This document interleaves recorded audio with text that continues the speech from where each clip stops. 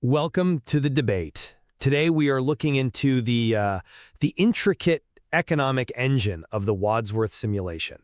Specifically, we're focusing on a highly contentious piece of its underlying code, which is the land hoarding tax. Right. And for those operating within the simulation, the central question we are debating is this. From the perspective of a player, does the escalating land hoarding tax, which kicks in after a player owns 5 land plots, unfairly punish success and horizontal expansion, or is it a necessary mechanism to prevent late-game monopolies and protect the broader economy? Exactly. And this discourse is rooted directly in the simulation's underlying land management, taxation, and district merging mechanics. I look at this system and I see a brilliant economic stabilizer.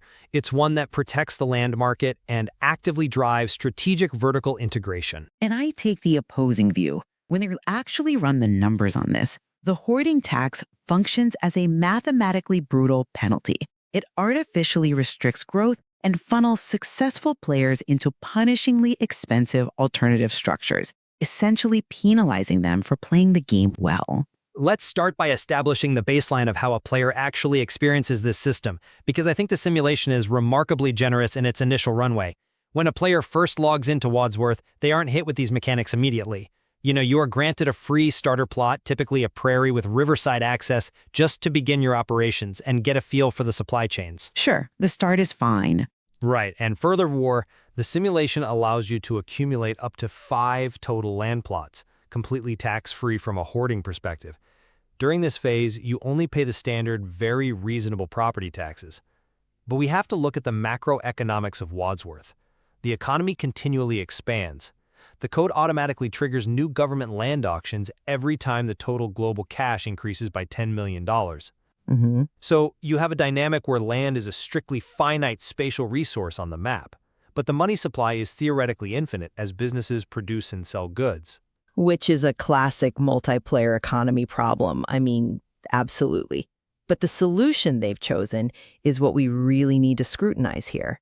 Right, but without a powerful lever, unchecked wealthy players could easily buy up all available plots, just because they have the liquid capital to do so. The hoarding tax serves as a necessary, heavy-handed cash sink. It forces players to use their land efficiently rather than just, squatting on cheap, vacant terrain. You can't just buy up a massive tract of desert, which only has a base tax of $30 a month, or a prairie plot at $50 just to lock out your competitors. Yeah, but The tax ensures that land remains a highly productive asset rather than a speculative weapon used by the ultra-wealthy to starve out new players. the intention might be to prevent monopolies, but the actual implementation fundamentally punishes successful capital accumulation. Let's translate the mathematical severity of what this tax actually does to a player's balance sheet, because it is staggering. Once you hit that 6th plot, you aren't just paying a modest premium for expanding your footprint. No, it's significant. Significant is an understatement. You are hit with a base rate of $5,000 per month for every excess plot. And that base rate is modified by a Fibonacci-based scaling multiplier. Which creates a fascinating strategic tension. It creates financial devastation. For anyone listening who hasn't looked at the underlying math, this multiplier doesn't just climb a steady ladder. It takes an elevator that accelerates the higher it goes. It scales at 1.0x, 1.1x, 1.2x, 1.3x, 1.5x, 1.8x, 2.3x, and so on.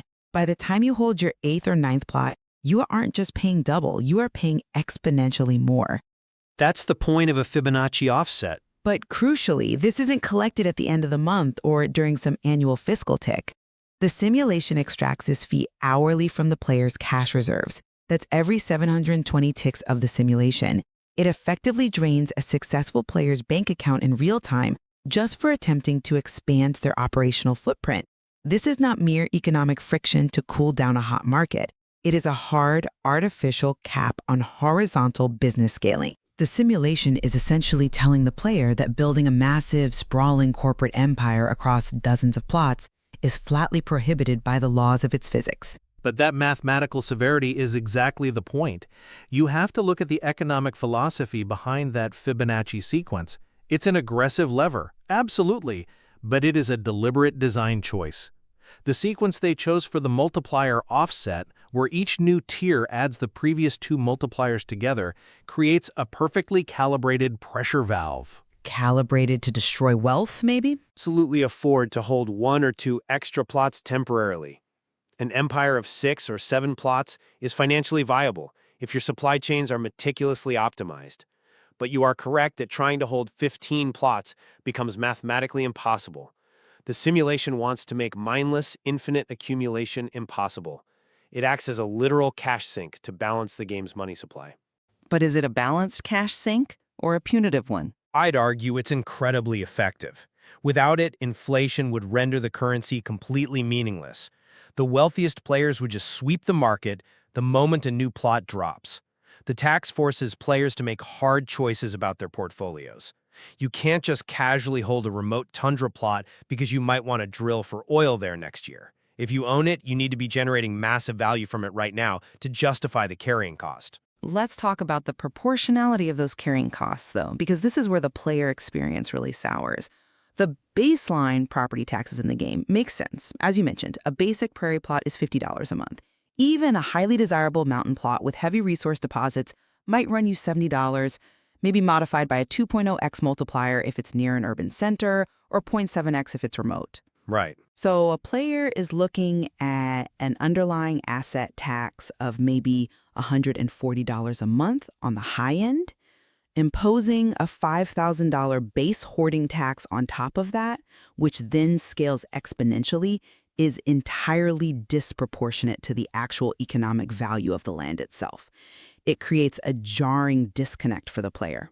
It is disproportionate to the land's base value, yes, but it's proportionate to the threat that land hoarding poses to the global economy.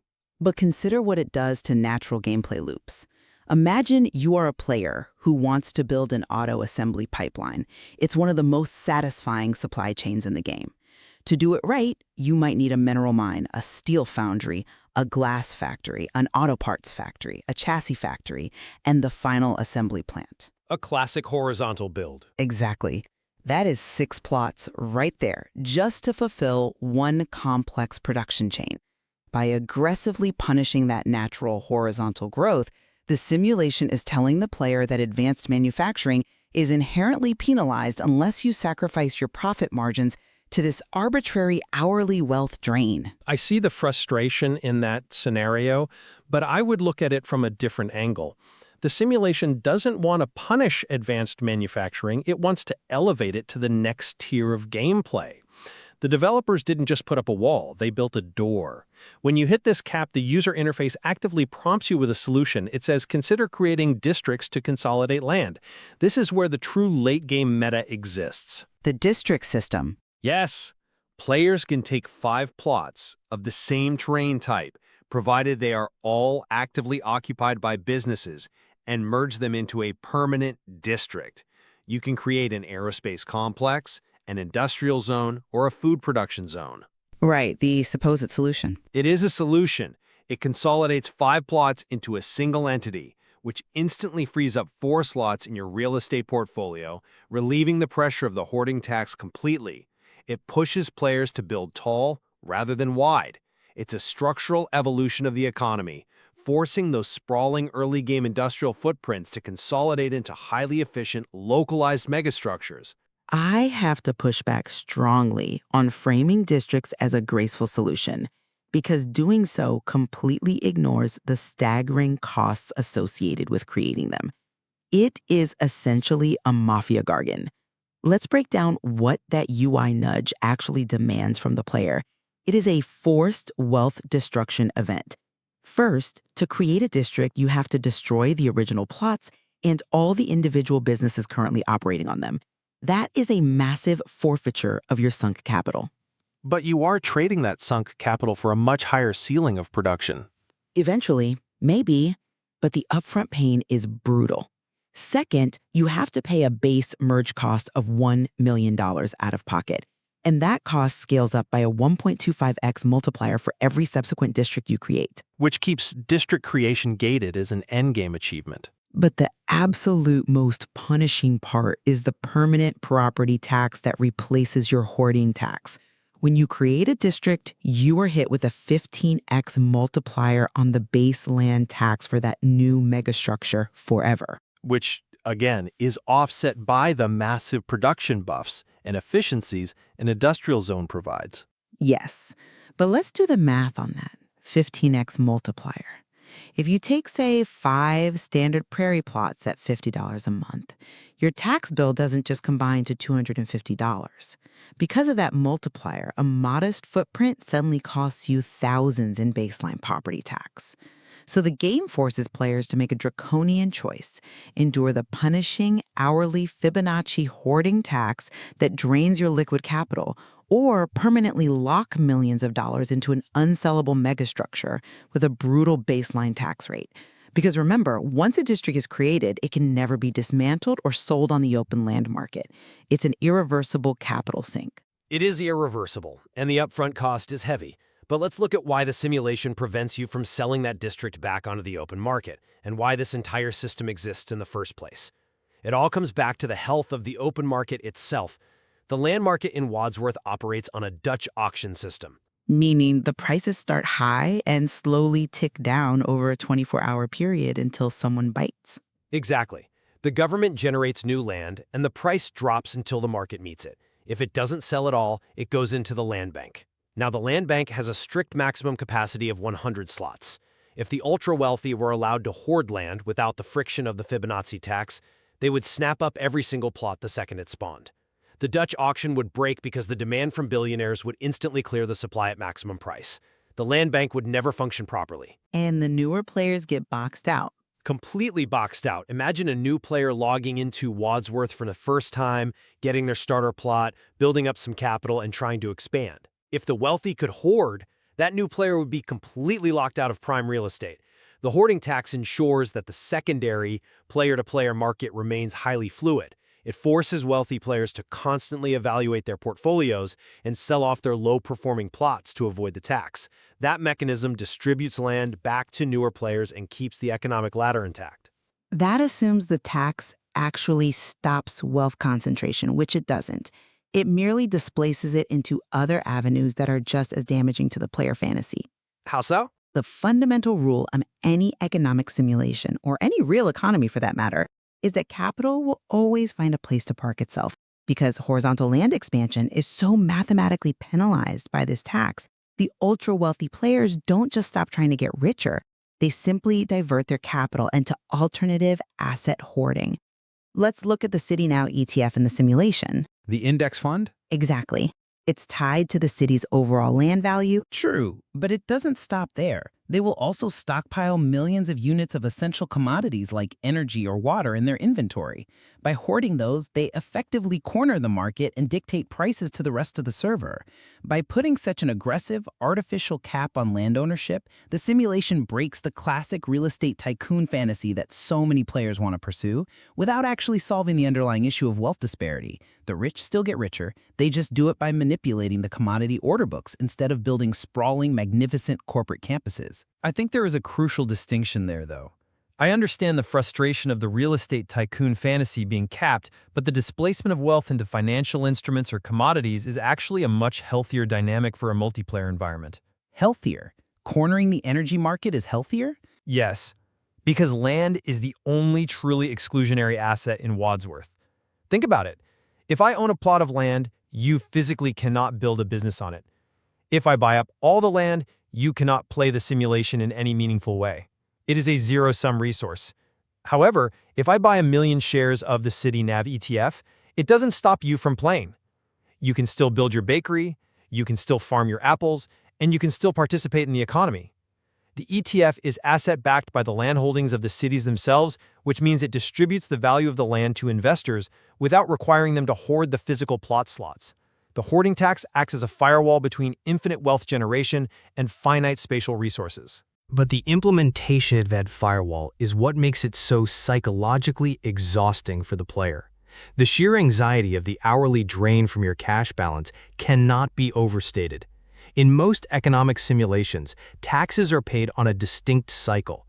You have time to prepare, time to liquidate assets if necessary, time to strategize. In Wadsworth, Because the hoarding tax is collected every single hour, players literally watch their liquid capital evaporate in real time.